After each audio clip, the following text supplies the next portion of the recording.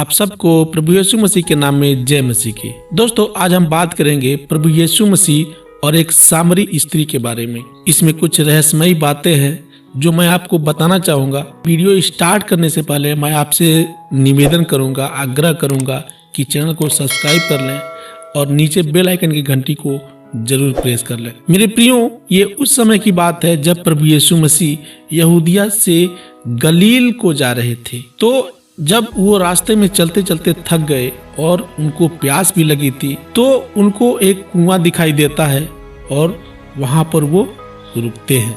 मेरे प्रियो, उस समय प्रभु यीशु मसीह के चेले उनके साथ नहीं थे।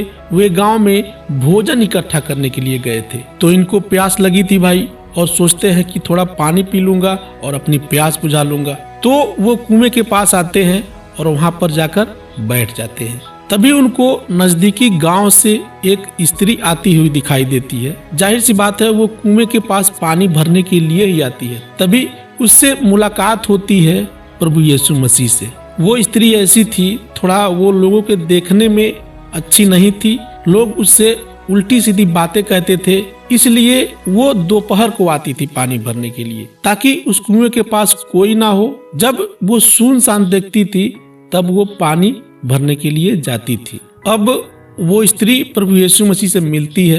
अब प्रभु यीशु मसीह को तो प्यास लगी होती है और प्रभु यीशु मसीह उससे जल मांगते हैं। अब बाइबल यहाँ सिखाता है कि यहूदियों में और सामरी लोगों में थोड़ा मतभेद चल रहा था, कुछ झगड़े चल रहे थे।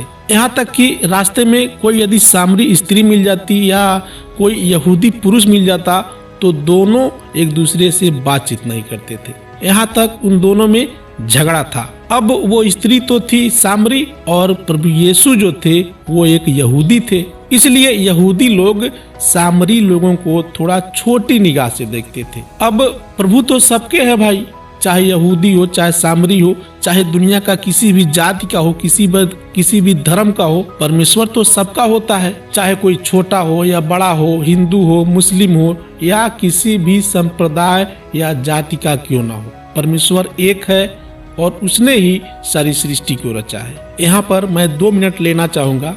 मान लीजिए बहुत से लोग कहते हैं कि ईश्वर ने यहाँ जात पात क्यों बनाया, ऊंच नीच क्यों बनाया, किसी को छोटी जात, किसी को बड़ी जात। तो मैं उनको बता दूं कि परमेश्वर ने किसी को छोटा या बड़ा नहीं बनाया है। परमेश्वर ने सबको एक बनाया है। परमेश्वर ने इस सारी पृथ्वी की रचना की। जब आदम और हव्वा को परमेश्वर ने बनाया तो परमेश्वर ने भारत को अलग, पाकिस्तान को अलग, चीन को अलग और रूस को अलग, जापान को अलग इस तरीके से नहीं बनाया था। ये तो लोगों ने आपस में लड़ करके अपना अपना बंटवारा कर लिया है। ईश्वर तो एक है और वो सबसे प्रेम करना सिखाता है। यहाँ प्रभु यीशु मसीह उस कुएं पर रुकते हैं। कुएं पर रुकना और वहां पर बैठना तो एक बहाना था। प्रभु का मकसद ये था कि उस सामरी स्त्री का उद्धार हो जाए। यहाँ वो सामरी स्त्री कहती है प्रभु यीशु मसीह से कि तू यहूदी होकर भी मुझ जैसी स्त्री से जल क्यों मांगता है?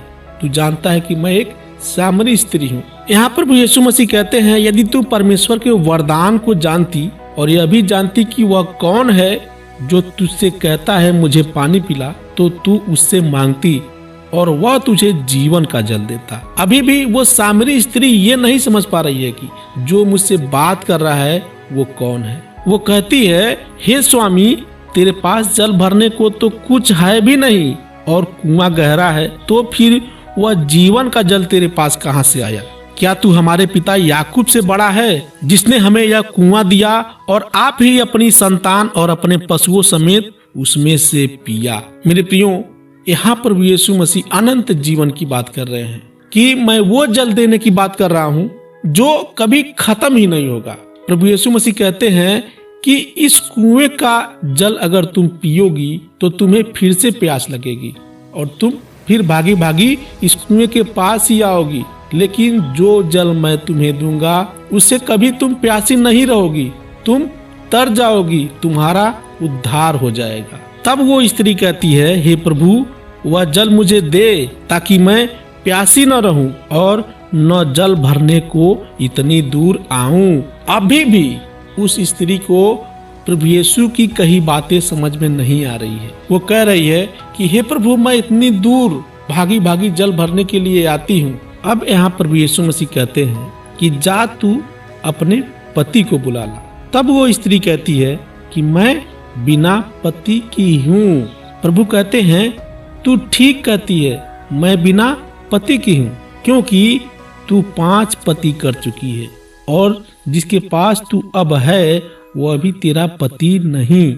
मेरे प्रियो, प्रभु यीशु मसीह तो परमेश्वर है। उस स्त्री के बारे में, उसके रग रग के बारे में उनको पता है। वो कहते हैं कि पहले तू 5 पति कर चुकी है और जो अभी तेरे साथ है वो अभी तेरा पति नहीं है। इसी से लाज के मारे वो स्त्री लोगों के डर से छुपती छिपाती रहती थी और इसलिए वहाँ पानी भरने दोपहर को आती थी। वह सोचती थी कि जब भी मैं पानी भरने के लिए जाऊंगी तो हाँ 2-4 स्त्रियों से मुलाकात जरूर हो जाएगी और वो लोग मुझे ताने मारेंगे, मुझे उल्टे सीधे कहेंगे। तब वो स्त्री कहती है प्रभु यीशु से कि हे प्रभु, मुझे लगता है कि तू कोई भविष्यवक्ता है। आगे वो स्त्री कहती है, हमारे पूर्वजों ने इसी पहाड़ पर भजन किया और तुम कहते हो कि वह जगह जहाँ भजन करना चाहिए यरूशलेम में है। तब प्रभु यीशु मसीह कहते हैं कि हे नारी, मेरी बातों को सुनो कि मैं तुझसे क्या कहना चाहता हूँ।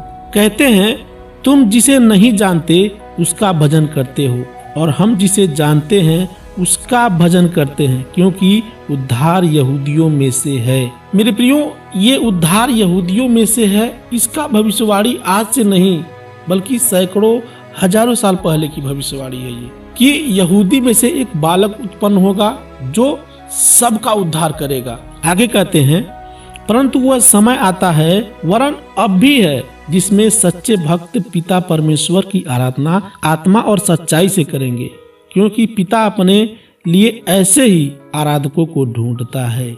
मेरे प्रियो, आज के समय में सच्चे आराधक हैं ही कितने। प्रभु कहते हैं कि जहाँ 2 या 3 मेरे नाम से इकट्ठे होकर मुझे पुकारेंगे, मुझे बुलाएंगे, वहाँ पर मेरा आत्मा होगा। लेकिन 2 या 3 कौन से लोग होंगे जो सच्चे मन से प्रभु को बुलाएंगे, जिनका मन सच्चा होगा। आज आप देखते होंगे कि चर्च में हजारों लाखों की भीड़ होती है जो केवल हे प्रभु कहने के लिए आते हैं, लेकिन क्या उनमें प्रभु की आत्मा है? प्रभु कहते हैं कि मैं टीम नहीं बढ़ाना चाहता, लोगों की संख्या नहीं बढ़ाना चाहता, भले ही थोड़े ही कम लोग हों, लेकिन वो लोग सच्चे परमेश्वर की आराधक हो। परमेश्वर आत्मा है और अवश्य है कि उसकी आराधना करने वाले आत्मा और सच्चाई से आराधना करें। तब वो स्त्री कहती है कि मैं जानती हूँ कि मसीह जो ख्रिस्त कहलाता है वो आने वाला है। जब वह आएगा तो हमें सब बातें बता देगा। तब प्रभु यीशु मसीह कहते हैं, मैं जो तुझसे बोल रहा हूँ वही हूँ। मेरे प्रियो, वो सामरी स्त्री कहती है प्रभु यीशु से कि हमारे बाप दादा पहले से कहते चले आ रहे हैं कि एक दिन मसीह आएगा और सबके पापों को हर लेगा, सबके पापों को उठा ले जाएगा। वो स्त्री कहती है कि क्या तू वही मसीह है जो आने वाला था, जिसके बारे में सैकड़ों साल पहले भविष्यवाणी हुई थी? तो यहाँ प्रभु यीशु मसीह कहते हैं कि हाँ, मैं वही हूँ। इतने में उसके चेले आ जाते हैं। किसके? प्रभु यीशु मसीह के। और वो स्त्री दौड़ दौड़ के गांव में जाती है और कहती है कि देखो, एक व्यक्ति आया है जो अपने आप को मसीह कहता है और वो मेरे बारे में सब कुछ जानता है, सारी भविष्यवाणी कर रहा है। जो स्त्री शर्म से किसी को मुंह नहीं दिखाती थी, किसी के सामने बात नहीं करती थी, क्योंकि उसका चरित्र सही नहीं था, वो स्त्री गांव में घूम घूम कर लोगों को बताती है प्रभु यीशु मसीह के बारे में। तो गांव के लोग आते हैं और प्रभु यीशु मसीह पर विश्वास करते हैं।